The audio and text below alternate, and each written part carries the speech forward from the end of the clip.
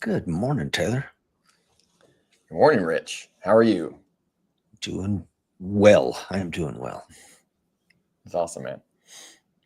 Thanks So, for having me guys on. and gals out there in Warrior Nation, this is your old pal, Rich Brown. This is the American Warrior Show. And this morning, I'm joined with my good friend, Taylor Wright, over at Defenders and Disciples.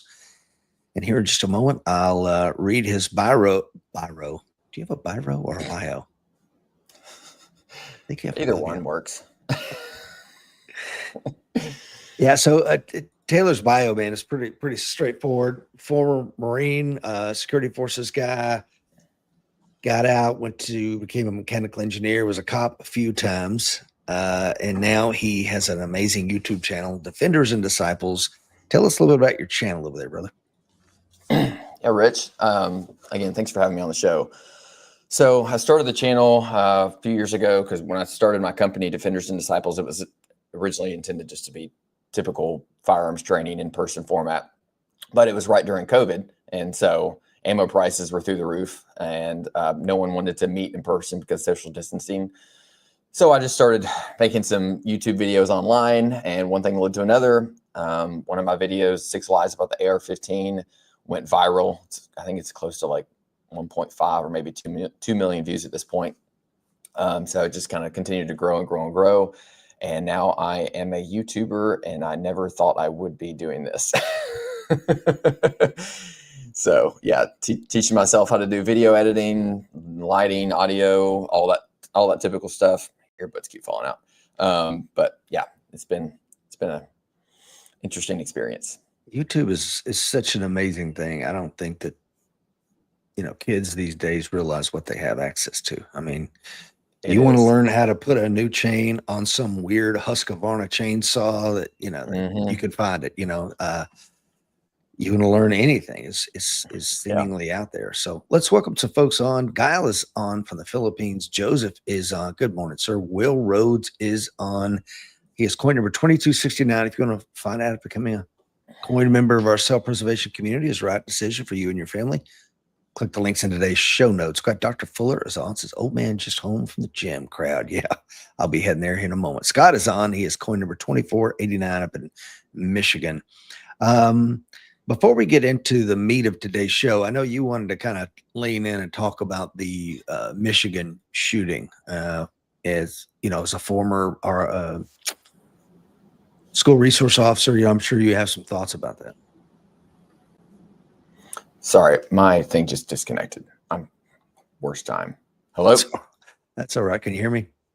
Yeah, now I can. Wow. Hey, there we go. What was the I teed you up, Taylor, saying that your experience as a school resource officer, and you wanted to talk about the shooting there. Yeah, that just happened at the Catholic school. Yeah. First off, like, it's a horrible incident. I mean, it goes without saying. I cannot even imagine what those parents are going through, and I don't want anything I say to be disparaging towards them. I don't think it will come across that way, but just in case, whenever these things happen, it's difficult to talk about because people are going through a lot of loss, and it's just awful. But one thing I will say is these shooters we've seen time and time again, particularly with this incident and then the Covenant shooting, the shooters seem to be picking very soft targets. I don't know what the security posture was of the school. I don't know if they have armed security. It doesn't seem that way based on initial reports. I could be completely wrong. That's just full disclosure, that's speculation. But yeah, it does seem to be the case that these shooters are definitely picking soft targets. And so anything we can do to make these schools a harder target, we should do. Now, people hear that and they think like metal detectors and making the school like a jail or a police station. And the left tries to spin it that way. They try to act like any sort of security measures are making it like a jail or a prison. And I think that's it's a red herring. And if anything, that just hurts the situation, because it's like, okay, well then we're not going to do anything except, gun control? Yeah, because that's going to work. That was sarcasm. Didn't come across, but yeah. So I think parents, they have to advocate for their own kids' safety. You know, if you have decided, and I'm not saying this is wrong to decide this, but if you've decided to send your kids away to school, be it public school, private school, if it's a homeschool tutorial type thing that they do on a weekly basis, whatever the case may be, you have to advocate for your kids' safety and security at that school, because no one is going to do it better than you. And the administrators, as much as they may care about your kids, and I think they really do, a lot of things boil down to liability, risk, the bottom line, budget. They have a lot of other priorities going on, and you have to pressure them on that to make sure that your kids' safety and security is being taken seriously. And it has to be real security. So it has to be someone or some organization that trains, right? It's not just some guy that, you know, is doing it because he's retired and it's just some extra thing. I'm not saying someone who's retired is not, you know, don't take it that way. There are plenty of retired people like yourself, Rich. It would be phenomenal security at a school. They have to have, you know, good situational awareness, and obviously at the end of the day, which is some administrators don't want to talk about, they need to have the willingness to do violence against violence, and just full stop. You have to be able to do that and be willing to do that. And as the security officer, have given yourself permission to do that if you have to. You know, we had, speaking of security and retired on duty, this makes me think of a story. When I was an SRO, I took that job very seriously. We had just recently had the Covenant shooting at a city very close to where I was working. And so it was, I took it seriously before then, but after that, it was obviously like, wow, that hit really close to home. But nonetheless, we had our unit, it was the SRO unit, School Resource Officer Unit. We had an officer that he was one of those officers that most people would consider retired on duty, and just, you know, on a pension, counting the days till he could leave and get out of the department. But he was an SRO, and he was an SRO at my kid's school. And this guy would not wear his body armor on duty. I mean, he would be out directing traffic. He would be out doing all of his normal activities and not have it on. I don't mean he was like in his office and maybe he took it off for a second. I mean, he would not have it near him anywhere. And I asked several, because I was new to the unit, I asked several SROs, like, hey, what's up with so-and-so? Like, why is he not in there? Oh, well, he can't because he has a back problem. And I was like, what? I mean, okay, maybe that's true, but then why is he a SRO at a school? Like, why is he not in a desk at the police department?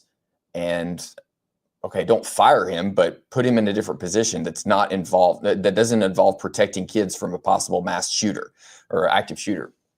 And so I knew how my department, I had worked in my department long enough to know how things change and what were the best levers to pull to get change. And I knew that me just saying something was not going to change anything, especially being a new SRO.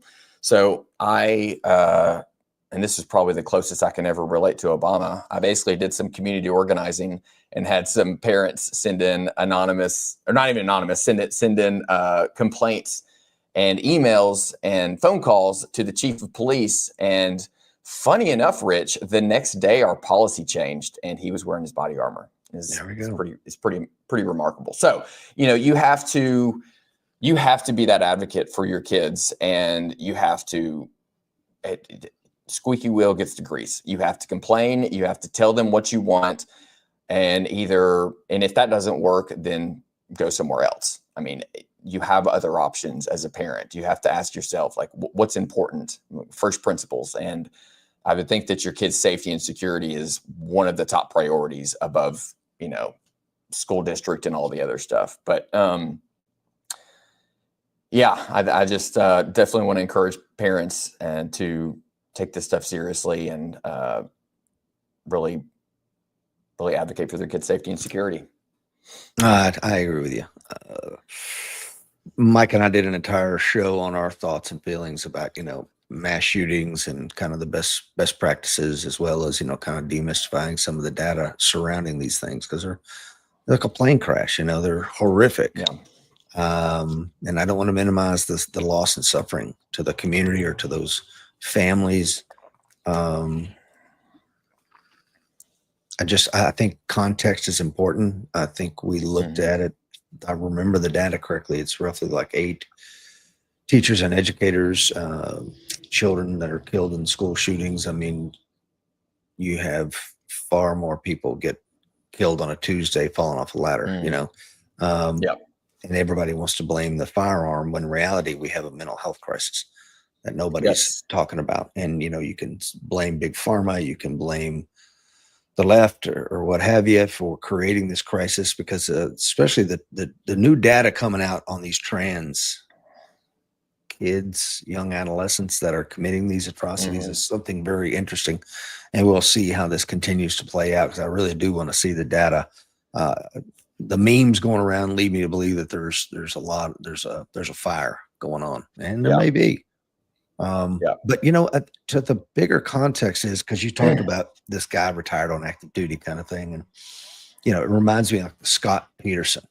Those families down in Parkland, you know, basically said, "Hey, I trust my children to you, there, Officer Peterson.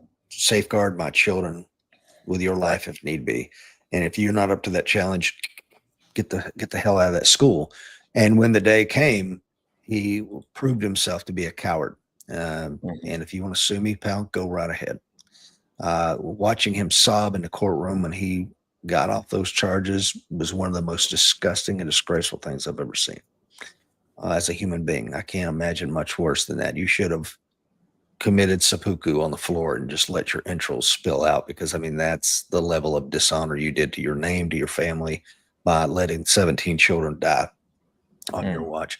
But it speaks to the bigger thing, I think, of training for the fight versus training for the range.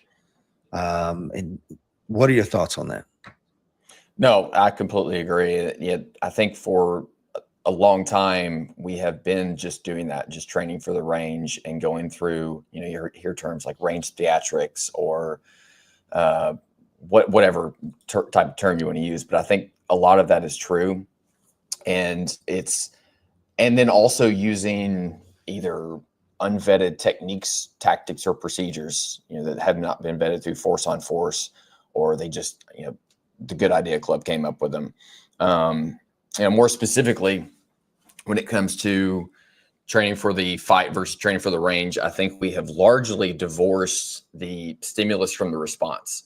So typically how it works on a range is, and a lot of this stuff is just based on pure logistics and what we have to work with, and then also what we've been told from other people. But how it works in the range is we're typically, for example, if we're going to do a drill, be it a failure drill or whatever, we tell the student, all right, here's what you're going to do. You're going to do a failure drill. You're going to do 2 to the body, 1 to the head. Now, in the classroom environment, we explain why you would want to do a failure drill. And the typical rationale is if someone has body armor, if someone's on drugs, or it's just a really dedicated fighter. Or explain a failure drill for those that don't get it. Sorry. Yeah, sorry. The failure drill is typically done 2 to the body, 1 to the head. That's how it's conducted on the range. And the concept is, or I get the rationale is, you're not getting the response you want if you shoot high center mass. So therefore you need to do some sort of anatomical adjustment to your shooting and shoot somewhere else that you may get that response. And that response obviously being to stop the threat, because we say that we're shooting to stop the threat. We don't shoot to kill, we shoot to stop the threat. So a failure drill, the idea is you're not getting the response if you're shooting center mass or high center mass. And so either you shoot the head or maybe the pelvic girdle to like mechanically shut them down, or obviously the head would be to neurologically shut them down.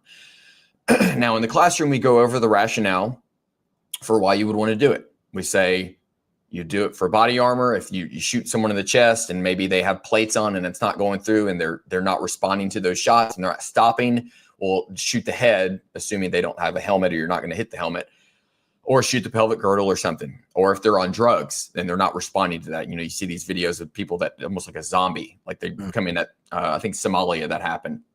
And, or if it's just a really dedicated fighters. There's instances where people take multiple rounds in the center mass and they do not stop. even instances where people take rounds in the face and they don't stop. So just a shot to the head, not all shots to the head are equal. That's right. But we explain the rationale for that. And then, I think it's a good rationale. But then when we go to the range, what do? We say, all right, guys, we're going to do a failure drill. We discussed it in the classroom. We're going to do 2 to the body, 1 to the head. And the theory is, you shot 2 to the body and now you're going to go to the head. Stand by, beep, or stand by, up, or whatever the case may be. So we tell them what to do.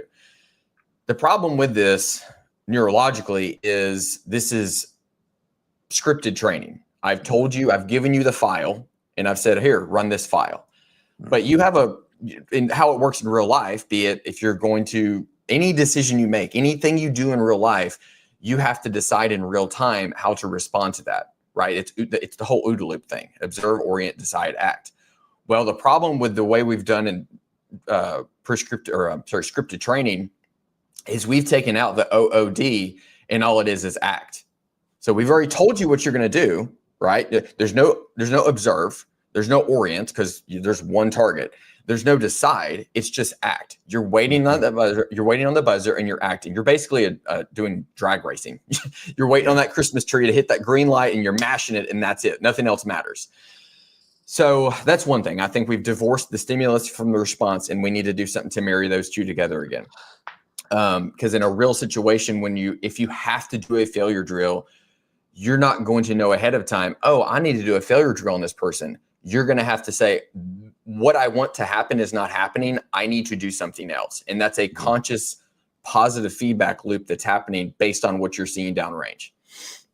The other problem, and it relates to this, is something that I've harped on for, it feels like my whole life at this point, but it's the concept of sight focus versus target focus. So I'll say the legacy doctrine in the firearms training community, be it military, law enforcement, or civilian contexts, has been front sight focus, a very hard focus on the front sight with a blurry target. And there's good reason for that. And in terms of accuracy, there's good reason for that in terms of accuracy, because a slight deviation in the sights, that magnifies as the distance to the target increases. So there is a reason why they want you to focus on that front sight. However, I think that it is inadequate and it falls apart in a self-defense context because of several reasons. And it all ties back to the previous point of a conscious shooting where you have a positive feedback loop with what the target is doing. So the first reason is just generally stress, right? Shooting someone is probably going to be stressful for the average person, and that's an understatement. You're going to have a body alarm response and all the physiological, neurological things that go along with that chemical cocktail that's going to be dumped into your bloodstream. It's going to be very, very scary. And then there's the just general physiological limitations involved with this. So it's down in terms of a timeline. And I know we have video, and it's also audio. So I'm going to try to.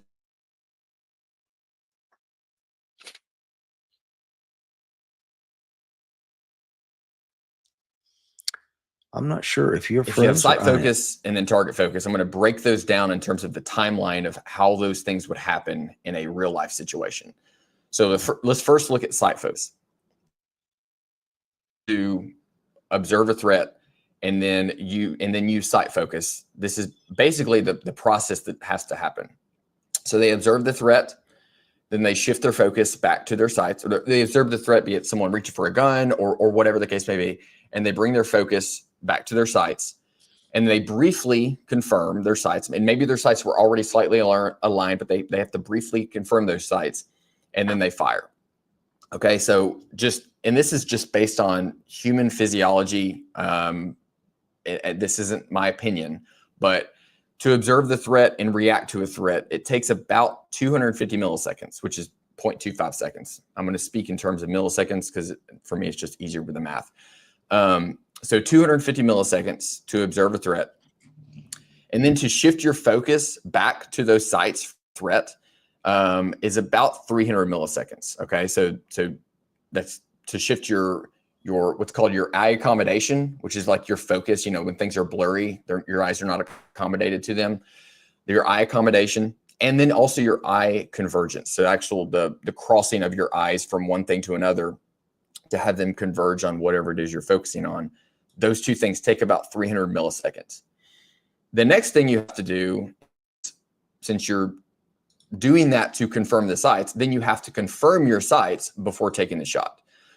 So if we stack this timeline, remember it's observe the threat, 250 milliseconds. Bring your sights or bring your focus back to the sights, 300 milliseconds.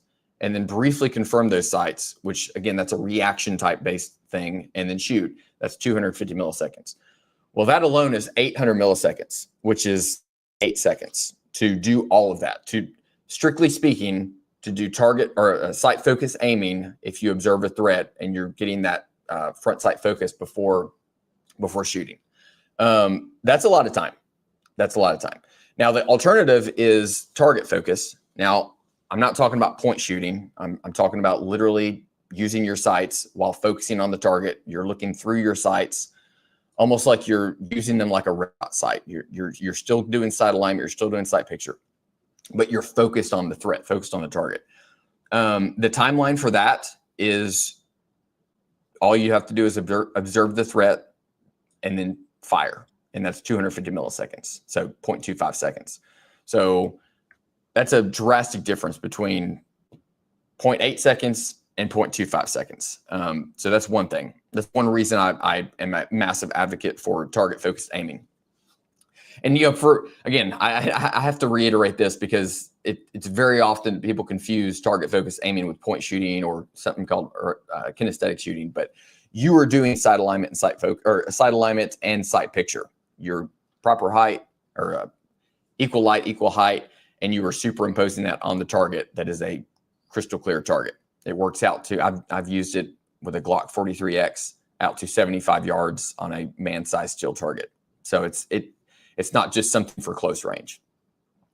The next reason that I am a massive advocate for target focus is what I call sight focused on trial. And so I think about this in terms of law enforcement. So when a cop, when they're trained on how to shoot or aim, they're typically trained focused on your front sight post. And this is assuming they have iron sights and that they don't have a red dot sight. But I've also found that people who get trained to focus on the front sight have a challenge with red dot sights because they're trying to focus on the dot instead of the target. But nonetheless, imagine if a cop shot someone and now they are on trial. They're being cross-examined on why they shot that person. And imagine that as they're being cross-examined, the attorney asked them, what were you trained to focus on when you were trained to shoot your gun or trained to aim? Well, the cop would probably say they were trained to focus on their front sight because that's what most cops are trained to do. Well, then he could ask, okay, were you looking at my client or were you looking at your sight when you shot my client? Well, if he says that he was looking at his sight and doing what he was trained to do, the attorney could then go over to the jury and have them focus on their thumb right in front of their face. He could step across the room and say, hey, can you guys tell what I'm holding in my hand while you're focused on your thumb? That would seed some doubt in the jurors. Or if the officer said that he was focused on the suspect person he shot, well, then the attorney could just say, well, why are you not doing what you were trained to do?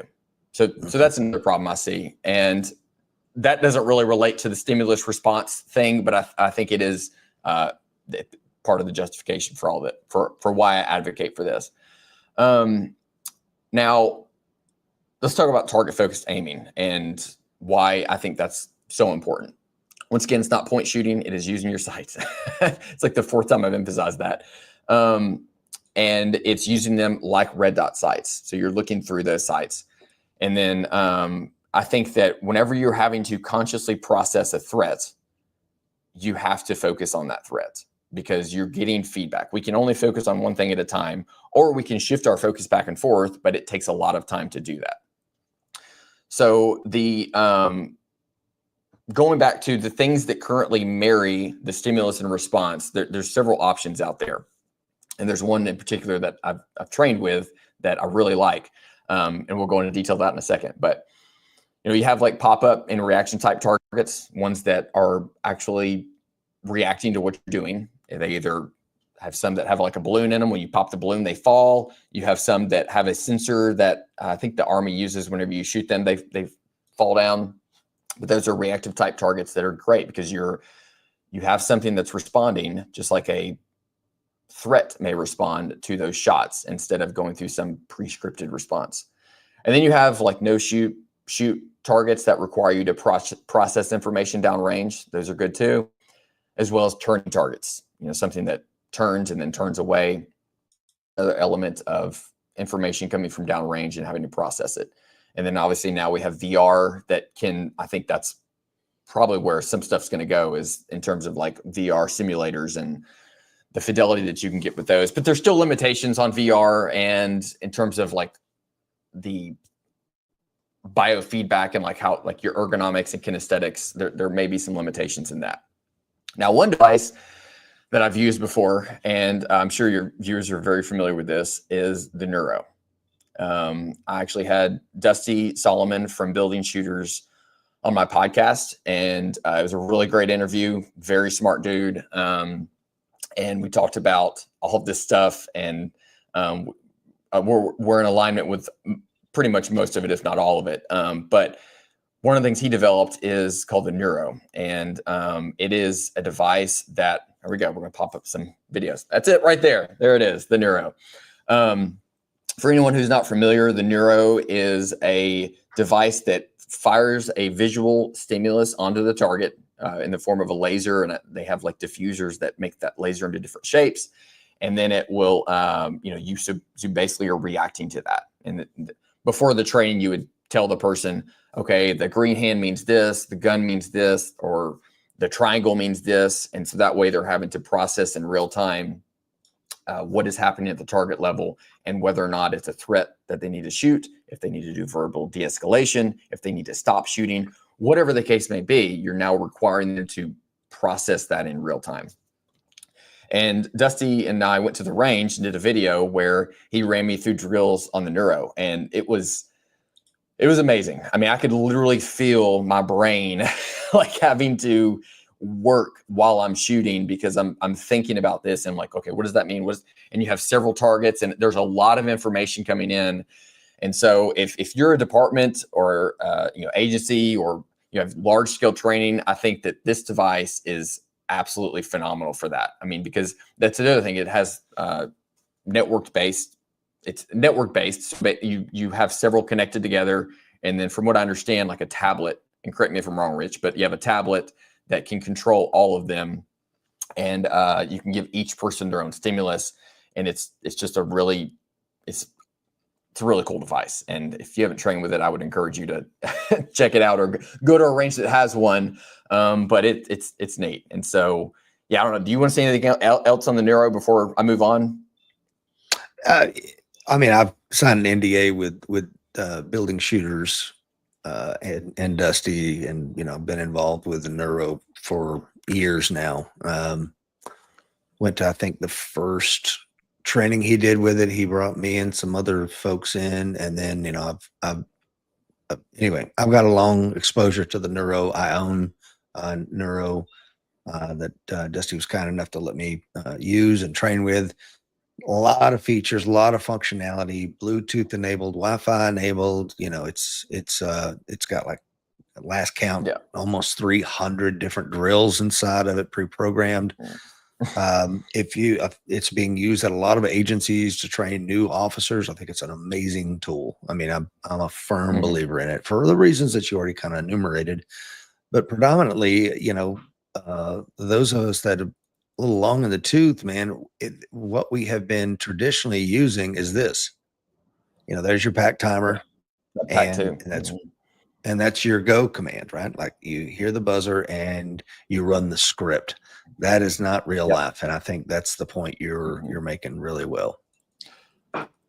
Oh, absolutely. It's, the kind of going back to the training for the fight versus for the range. I kind of went off on a tangent there, but it's the competition versus combat style shooting. And I think most training is built on trying to build called?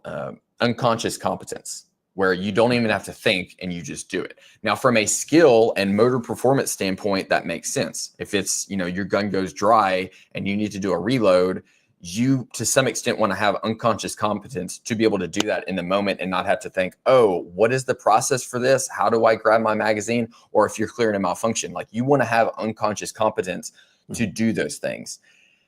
The problem is that's where most of the training has stopped. It stopped at creating unconscious competence, but we don't just need unconscious competence. We also have to have real-time decision-making in addition to the unconscious competence. So you want to apply those skills that you're unconsciously competent at, that's a lot of words, to real-time decision-making.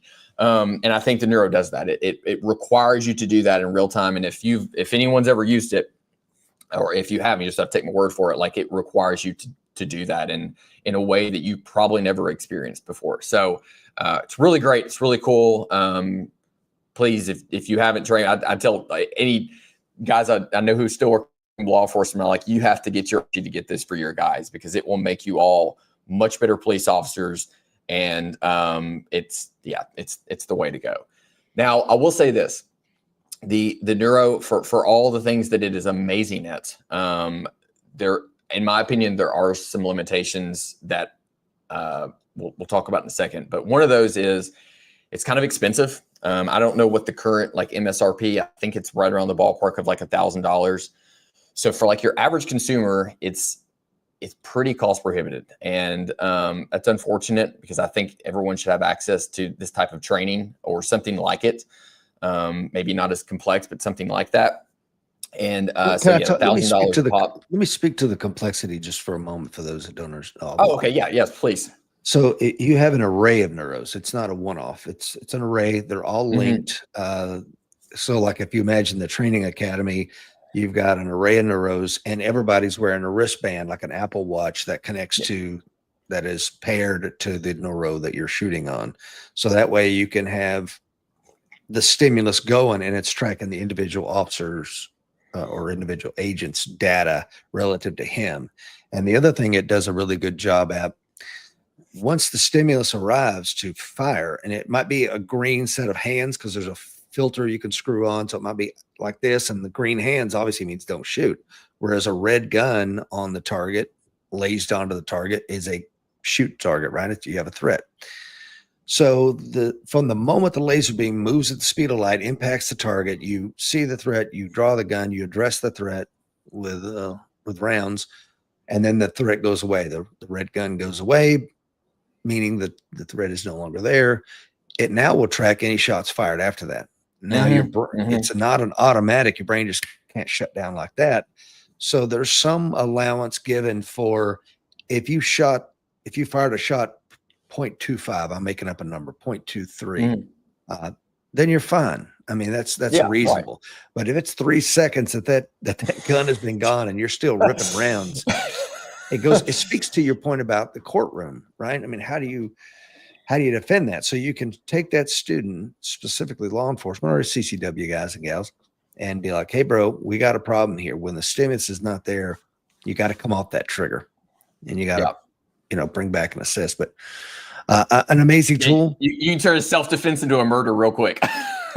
Yeah, man, that's absolutely right. So an amazing Dusty tool. Actually, ironically, he posted a video, I think it was 4 weeks ago, and showed on Dusty's channel, I guess it's on his building shooters or whatnot, but showed a video of these cops shooting a guy. And I want to say, I don't even know if I think the guy may have had something in his hand. They shot him so many times, and then once he fell down, they continued to shoot him.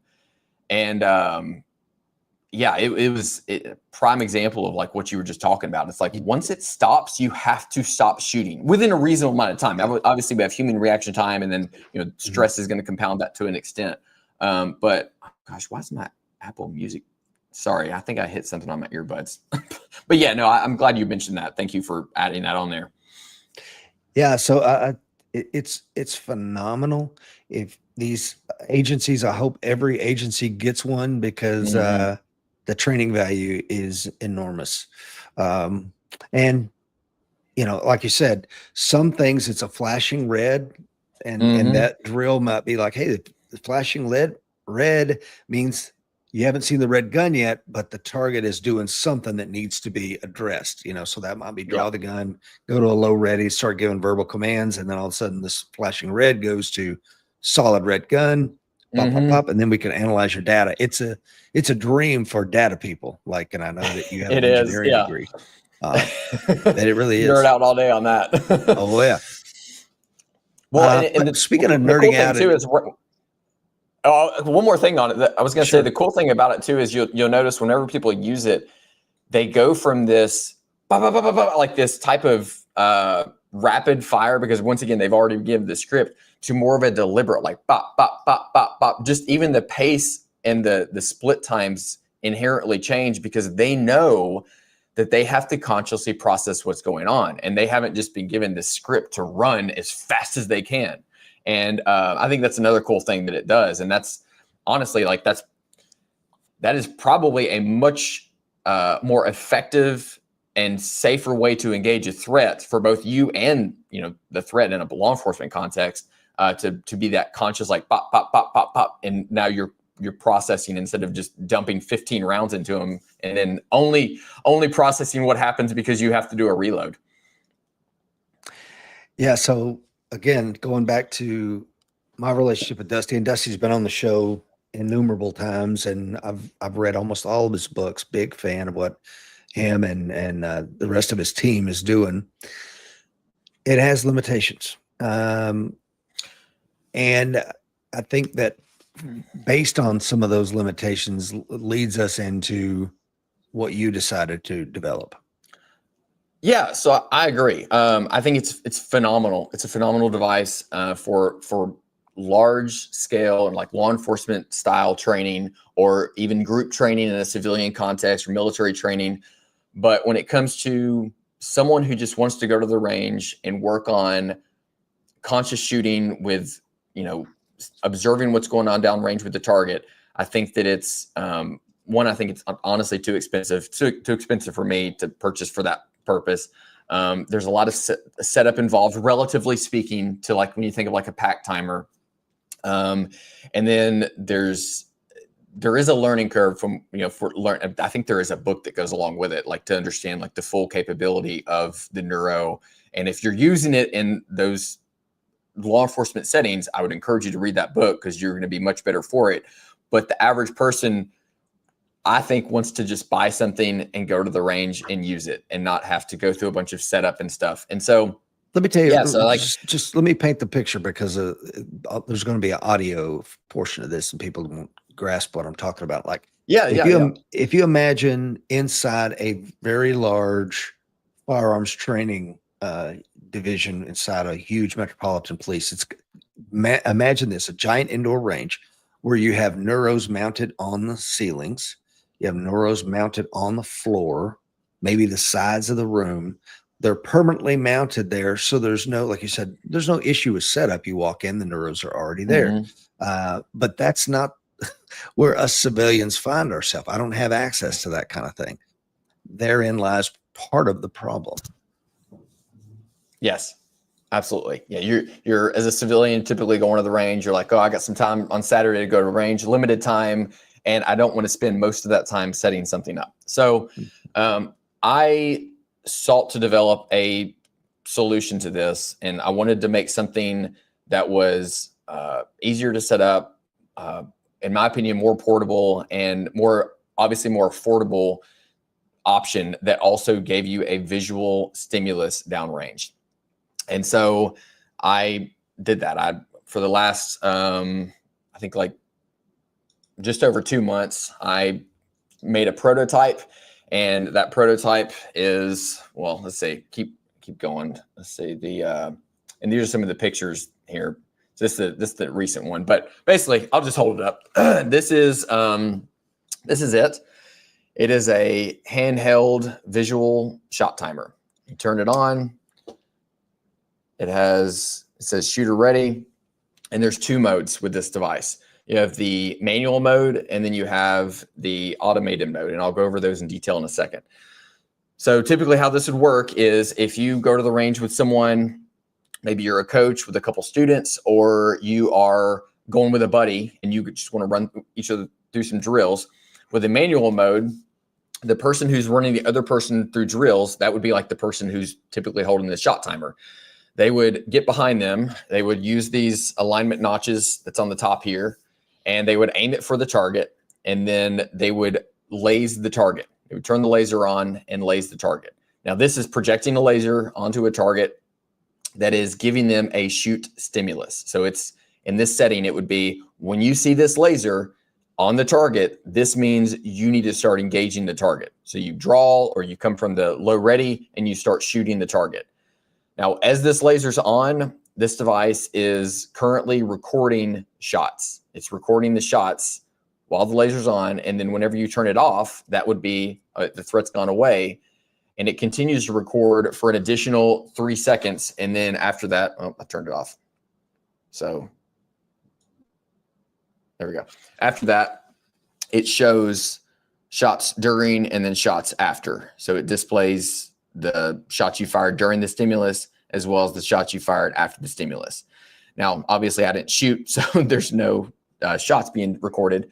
But if you did, you could review them and review those split times using this button. This is your review button to review those split times. And then you can just reset it at that. So that would be the manual mode. You know, another use of that would be going back to that failure drill. You know, typically we, as I said, we say, all right, you're going to do a failure drill. That's 2 to the body, 1 to the head, or 3 to the body, 1 to the head, however you do it. And then we usually give them that drill ahead of time, tell them to go, and then they do it.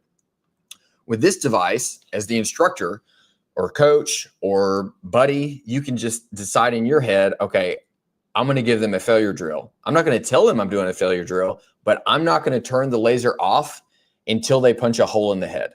So you basically hold the laser, and the moment they punch a hole in the head, you let go. So that was them doing a failure drill in real time.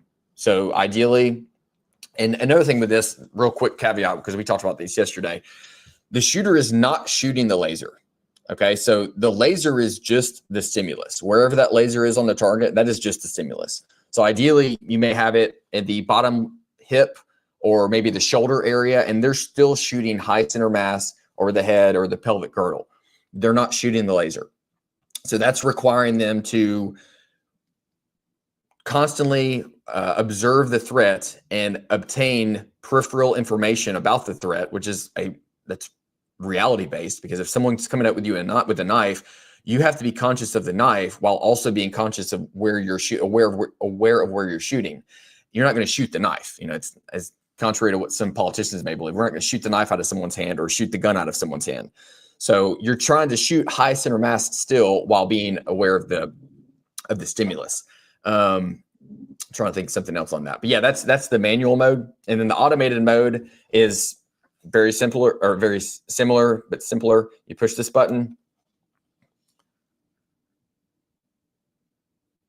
and then it fires a laser. And then it releases the laser, and that's all automated. So it's randomized too, right? Yeah, I think it's between, in the code right now, I have it set up between 3 and 7 seconds, and the software just randomly picks a number between 3 and 7 seconds for your start time, as well as the duration that the laser is on. And then that is again, that's just if you're by yourself at the range.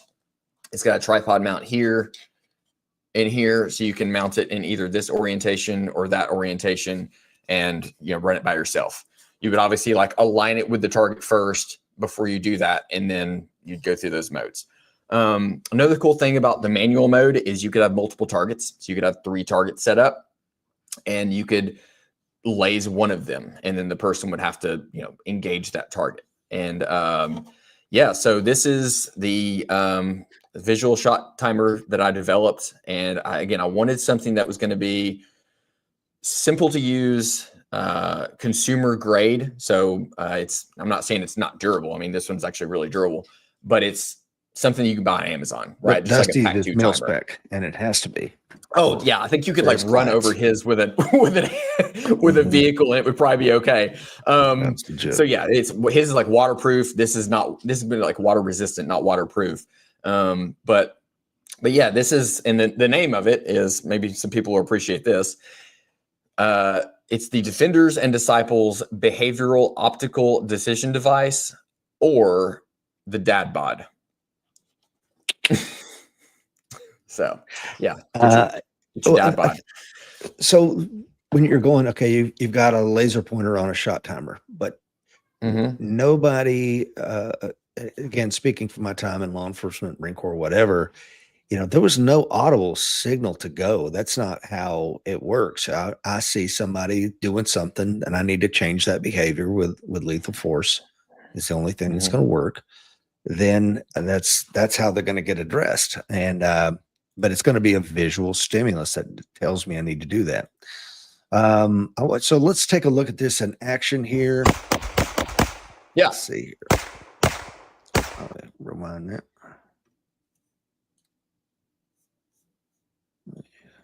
Let's do this again. So there's me using that DAD BOD. I don't know why the volume. Let's try it again.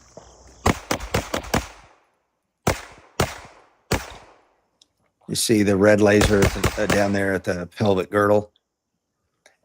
And this is the first one of the day. So my son was lasing the target. It was his first time using it, and he is aiming it low. So what it was forcing me to do is I would literally have to dip the gun to see, oh, I still have a shoot stem. Let's come back up, hammer on the gun. I'm kind of dropping back down. So I told him, like, look, man, keep it up in the shoulder or in the head, because if I have my hands like this, I can't see the bottom torso. Yeah. And so something else I want to say about it is in talking about the auditory, it will have this current version does not, but it will have a buzzer like a typical shot timer. So I'll have and this is credit to you, you had this great idea, but I'll have just a silence button on the side, kind of like your iPhone or whatever phone you use, and you can just silence the buzzer if you don't want to use the buzzer. But that way, because I was thinking about it, and I don't want people to have to feel like they need to have a shot timer and this at the range. Now, I think you should just have a visual stimulus. It's my opinion. But for the consumer who wants to have the option to have an auditory, or maybe just to compare, just to see like, okay, am I actually faster with this or this? Because Dusty and I talked about this before, and I think you and I have as well. But auditory stimulus, you are going to be way faster with that. Yeah, absolutely. Just because one, your eyes are not having to make a quick cicada movement to the stimulus before reacting, right? The auditory is just coming from all around you and you're just reacting to that. But yeah, I'm going to have that functionality too, because why not? There's another reason for I'm going to tell you, we were on the range for 2 hours yesterday. Not every drill required this, that's just, so I think that having both is important. And the other thing about an audible is if you've trained it, I've been using a pack timer for 30 plus years. So in doing so, as soon as I hear the first note, the gun's coming out, right? So anytime I can get, all that time is free time, that whole part of it. Whereas with a laser beam at the speed of light, you're always going to be behind the power curve. It's instant. Yes. Well, and the other thing too, speaking of, go ahead. No, I was going to say, this is one of my students. She was running it yesterday. As you can see, she's smiling. She got it. We are running a drill with some of the students there. It's simplicity. And another cool thing about it, and this is almost a unintended design consequence or benefit, is, as far as I know, this is the first handheld ADA compliant shot timer for people who can't hear. I don't, Rich, are you aware of a current solution? I know they have like some lights set up at some stages, but in terms of a handheld device, now you can just laze the target for someone who literally can't hear the buzzer. I don't know if it's like technically ADA compliant, and I don't have a solution for someone who is deaf and blind, but if you're blind, I don't know how that would work either. So in terms of shooting. Someone asked a question, and it's a really good question. Brian, I said, isn't there a tendency to focus on and shoot the laser dot on the target? And I think there could be. I don't know if you want to speak to that, because you've trained with it some, but I think there could be. And I think that will help using something like this. Maybe it'll happen early, but over time you'll get used to either going back and forth between looking at, is the laser still there, and shooting where you need to shoot. But the reality is, if someone is coming at you with a knife, a gun, or whatever, a pipe, you have to still be peripheral aware of whatever the deadly threat is, while also applying, your shots wherever they should be applied. Well, Brian's absolutely right. I mean, anybody that's done force on force with the UTM, sim munitions, whatever we're calling it these days, will tell you that they got shot in the hands a lot. I'd say on average, probably 70%. It does hurt a lot. You're literally like, if you don't wear gloves, you're digging the little things out of your knuckles. But I say that because Brian's spot on. Where that laser is, a lot of time that your eyes are gravitating to, and that's where the rounds are going to go.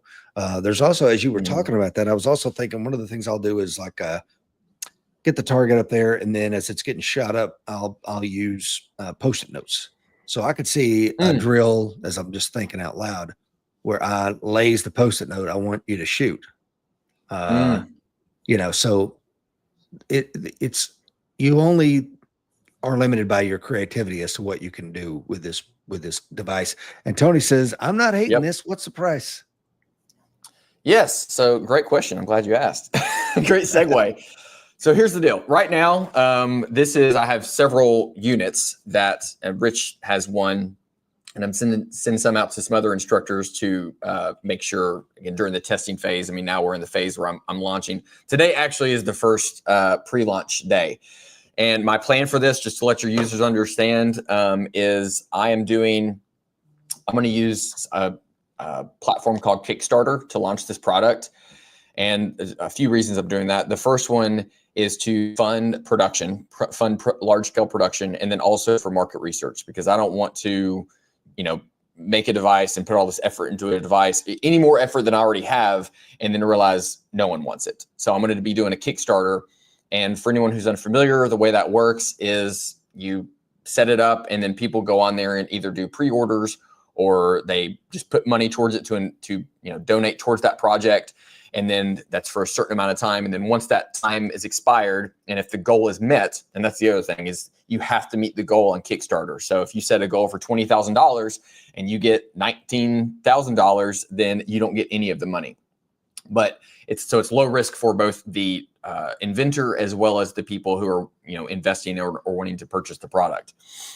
And if you don't reach the goal, then the money goes back to the people. So I'm using Kickstarter, and then after that goal is reached, then we would go into production. And just the nature of what this is, would be a relatively long lead time, a couple months. I don't know exactly how long, or several months. I don't know exactly how long. And then people would start getting their products. Now, before I do the launch, I'm doing this pre-launch phase, and that is to that's to test the waters before the launch. But I'm also giving people the opportunity to sign up and what I'm calling get like a VIP reservation for a device. So right now, if you scan this QR code or go to this link, you can actually sign up and get a discount on or a guaranteed discount on the price, and guaranteed notification whenever I do that launch. So you get first dibs. I'm planning to sell the ones on Kickstarter for $179. And then if you do this VIP reservation, you will get yours for $149. And you just scan the QR code or go to that link, and it'll walk you through the steps.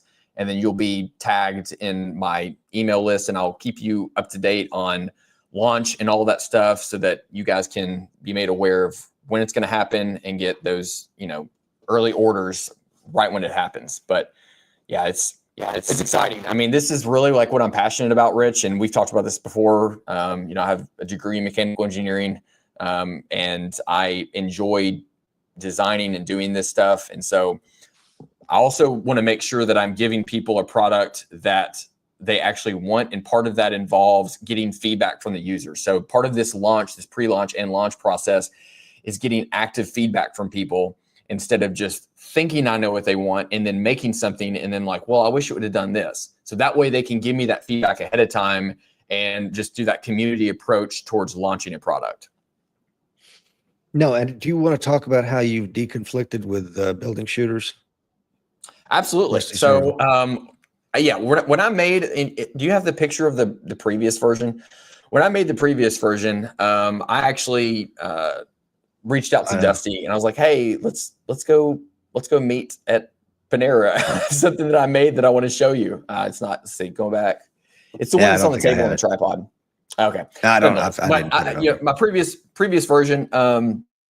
I actually met Dusty, and I just did this because out of respect for him as a friend, and then also because I know that his device is patented. And so we met, and after a lot of discussions back and forth, I told him, I was like, look, and we both came to this agreement.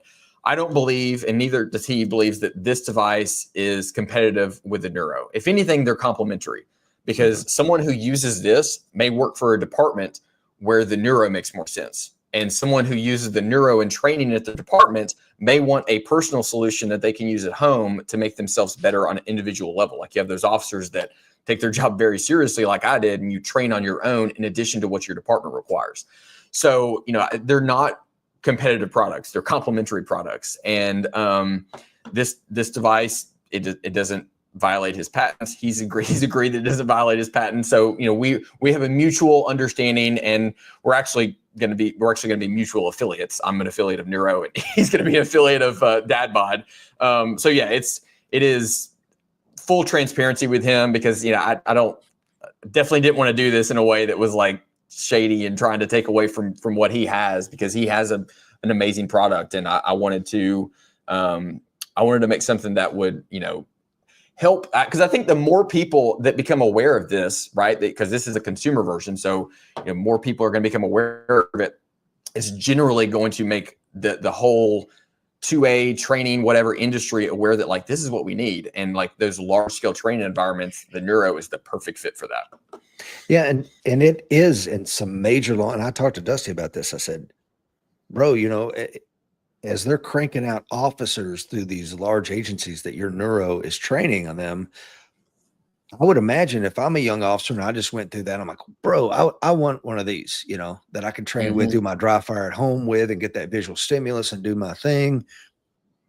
But there's no consumer thing for it. It's like, maybe down the road, it's not really what I'm focused on right now. I'm not really, it just was a market that he didn't really, I don't know if he didn't seem to want to be in. Yeah. So I agree with you. I think they're complementary. They don't step on each other's toes. One has a place here, one has a place there. And if you are running a large academy, please buy the Neuro. If you're like me, you got a couple of guys and gals you train with on a weekly basis, I think the DAD BODD is an excellent solution. Jeff says, sorry if I missed it. What is the meaning of the name? Yes. So the name is the Defenders and Disciples Behavioral Optical Decision Device. And I'll also speak to one thing. Taylor has been very receptive to feedback as we move through this process. He and I speak almost daily. Maybe 2 times a day sometimes in the development of this, and he's been like, that makes sense, so I think that as it continues to go, right now I've got version 1.0. Version 2.0, I would imagine, is probably the buzzer, right? So I'm excited for what this is. I do believe this is the future. This is what we needed all along, in my opinion. Mark says, is it going to be available in Canada? I mean, I don't think it's not a firearm. So, I mean, I would assume that there wouldn't be any issue with that. I don't know in terms of import, export, how that stuff works, but I plan to sell it to whoever wants to buy it. Yeah.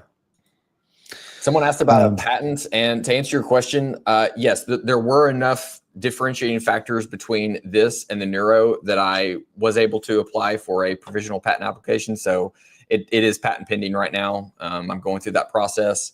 And so, that's another thing that someone asked. So if you're watching this live here, or watching a replay, you can hit the QR code there. It'll take you to the landing page. If you're listening to the podcast, it'll be in the show notes as far as the URL that you're going to need to go to check this out and get available in the pre-launch. Anything else that we did not cover? Yeah, once again, just to reiterate, like what this actually is, if anyone's just now joining, the whole the link and the QR code. So that is just taking you to the VIP reservation for the pre-launch. And I'm just going to read exactly how it has it listed here on the site. So it's, lock in your spot as a VIP backer for the Dad Bod Kickstarter launch. Your $10 goes towards your pre-order and guarantees early access. So you'll get to back the product before the public launch. And you'll also get notified whenever that launch happens. VIP pricing. So if you pay that $10 now and reserve your spot, you'll get the price for $149 instead of the regular $179 that will be after the VIP. And there's also a limited number of spots for that right now. And how it works is basically this is for our Kickstarter launch, which funds the first round of production. Once the campaign ends, we'll start building units, and then the VIP backers will be the first in line for delivery. So now I will say one thing. In the picture, it has that case. The case is not included with that initial launch. However, I am looking into cases. That way you have like a custom case that you can carry it in, because one of the things that we discussed earlier is there is the option for a tripod mount. And this is a standard tripod screw receiver, or whatever. I don't know what the correct nomenclature is, but you can mount it on like a little miniature tripod or gorilla pod. So if you want a case that can carry that tripod, we're exploring options for that as well. And maybe even making custom tripods that would go with it and fold up inside the case.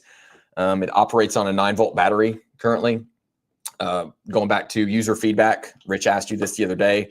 One of the things I'm exploring currently is whether or not I want to go with a disposable battery route, such as 9-volt AA, or if a rechargeable option is something that people would prefer. So, if you're one of those VIP backers, you give me that feedback and let me know, because I want to make sure that I give people the product that they want and not something that I think they want. Yeah, great stuff. Tony says, where will they be made? Where will they be made? That's a great question. Yes. So currently, I want to do the actual assembly process, and it's going to be planned to be in America. Like this was assembled in my house, in my shop. Depending on, I'm currently discussing or talking to PCB manufacturers or printed computer board manufacturers. I would love to have them made in the US. It's really just going to boil down to price. And, Rich, we've discussed this before. I think did you have the example about the hammer at Home Depot? Mm-hmm. Yeah. The guy, you were talking about the price of the hammer. And so as much as I can, I want to have it at least assembled in the US, and then as much of the parts as I can have them made in the US, because one, I just want to support American manufacturing. But two, just especially with the tariffs right now, that could get expensive depending on how much parts are sourced overseas. But yeah, it's really based on what I'm able to determine from those other manufacturers. Assembled in the great state of Tennessee. You're talking about 3D. This is 3D printed. Yes, in Tennessee. This enclosure is actually 3D printed. I think I have some pictures, or I sent you some pictures of that. But it's funny. Years ago, 3D printing, it used to be this thing that was just used for prototyping, and it still is. It's still a great rapid prototyping technology. But nowadays, the materials they have for 3D printing are sometimes better than what you can get in injection molding. So I intend to continue using 3D printing. I won't be doing every one of the bodies myself. I'll be outsourcing that to a local 3D printing farm. But we're exploring different materials such as carbon fiber infused ASA or ABS. There's just a whole litany of different material options. And one of the materials that me and the guy that I'm working with worked on, you could literally stand on this box and it wouldn't break. It's remarkable, like what you get. He had to put a marble on it to actually concentrate the force and stand on the marble in order to get it just to crack. So, durability is one of those things that I was definitely a design concern. I wanted to make it to where it could be used by a Marine and not be broken, because I know Marines, and Marines like to break things. Challenge accepted, sir. Okay, let's get some comments. Dr. Fuller says, traditionally, the raw marksmanship requirements of a self-defense scenario are pretty low. It is the decision-making under stress that is difficult. This does a great job of helping address that. Well done. My brother, of course, was training with me on the range yesterday. I think that was Jeff's first exposure to the Dad Bod. in action. He says the amount of more focused shooting on the target was extremely noticeable. It was not just pointing and shooting great product. Let's see here. Brian says, I'm fascinated by this. It was my first exposure to the Neuro and obviously the new laser product. Great information. I have to explore these things, man. Tony says, I love the prototype. Yeah, it fills a role that it fills a role that our community needs. I mean, and that's why I wanted to give. This is the first time you guys are hearing about it. This is the first podcast Taylor is talking about. First time anyone other than this is like first time I'm going public with it. Exactly. So, and he hasn't even talked about it on his own YouTube channel. So you're getting a sneak peek. Oh gosh, they're gonna hate me. No, but part of the reason we have this show in the morning. I think, like you said, there's going to be a podcast that will be a couple weeks out. So I wanted to make sure that podcast launched during that pre-launch phase, and that way those people who are not watching this version are able to get in on that as well.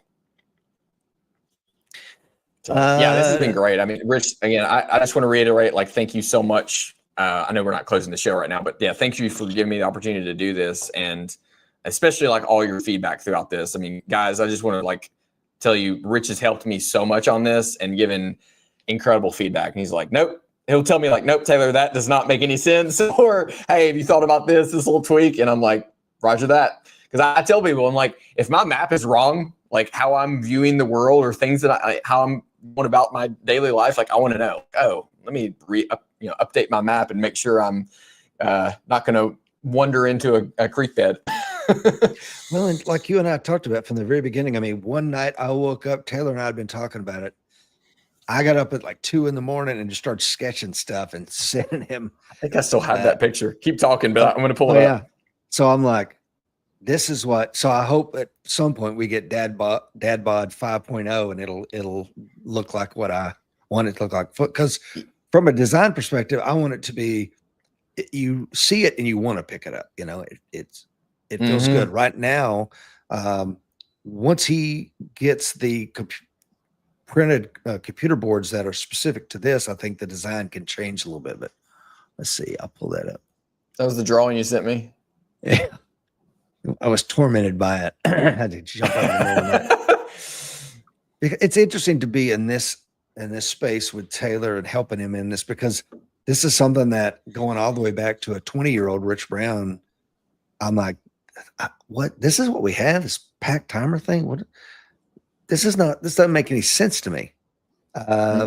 There's something better that we can do that will really bridge the gap between what I'm trying to accomplish with training this person in a defensive context. Yeah. Which is everything that I do.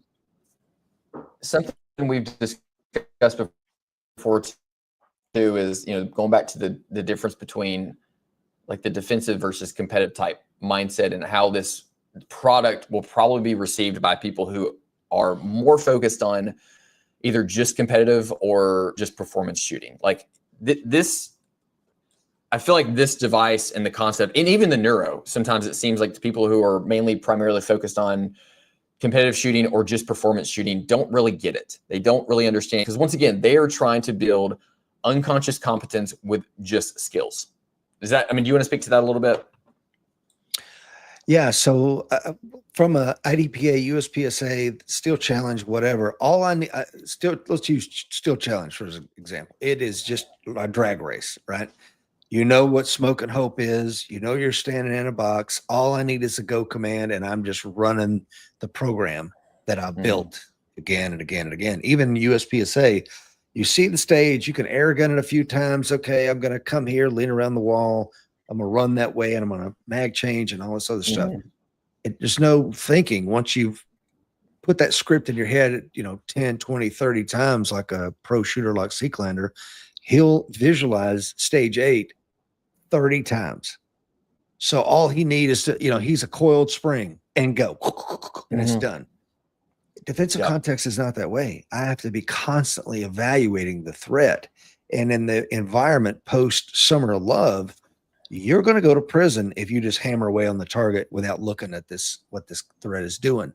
To me, this is what we need, and I hope that our community responds well to it. There you go. TC Fuller's comment. It says, you must have done great work, Rich. Name the device after you. There's no doubt about that, sir. I told my wife that too. I said, Dad bod, that's me. Taylor's Yeah. much Well, more what's funny is like when I first came up with the name, I was like, oh, that's because I was trying, as a former Marine, like the whole like acronym thing, like I love acronyms that actually spell out something and have it kind of lends itself to almost describing whatever it is, the thing is. But as I was playing around with names, I was actually using ChatGPT for this and just kind of going back and forth. And I have a pretty close relationship with ChatGPT. Good and bad thing, but nonetheless, going back and forth with names, and this one came up, and at first I was like, "That's kind of funny," but I was like, "No, that's like so self-deprecating." But then I was like, "No, wait, that's it. Like, I want it to be just out there, goofy, funny, because I mean, good gosh, the marketing writes itself, right? Like everyone's going to be showing off their dad bod at the range, like people are going to be checking out each other's dad bod, like." Yeah. If somebody picks it up off the barrel, like, hey, get your hands off my dad bod. Yeah. So no, it's I like it, and I think it fits it. Yeah.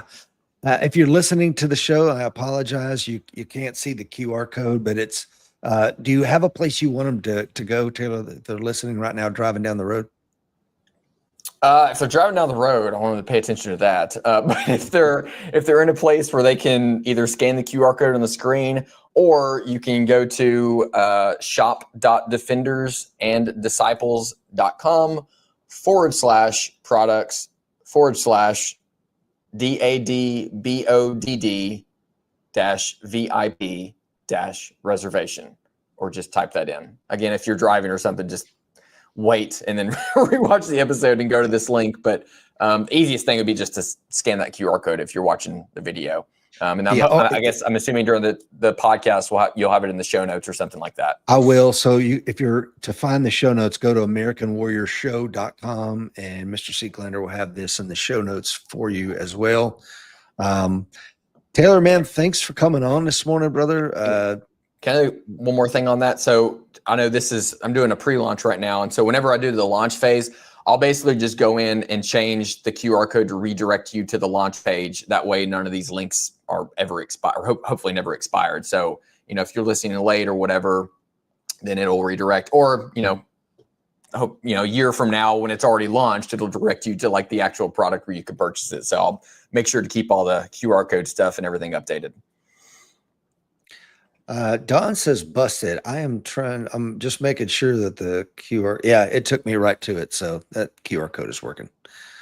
Yeah. And let's see here. He says, do you have a timeline, Taylor? Right now, the pre-launch, I'm intending that to go anywhere from 1 to 2 months. And I know that's kind of a broad range, but it's kind of hard to say. Like, I don't know how it's going to be received. And once I get the number of pre-launch reservations and people, just kind of to determine like, okay, is this viable from a launch standpoint? Then I'll launch. Now, the actual launch on Kickstarter, that'll be about 30 days. And the way that works for anyone who wasn't listening, the way Kickstarter works is you set a goal, say it's $20,000 for the goal. And basically people go on there and they can do either pre-order, or they can, if they just want to donate, towards the cause, towards the product.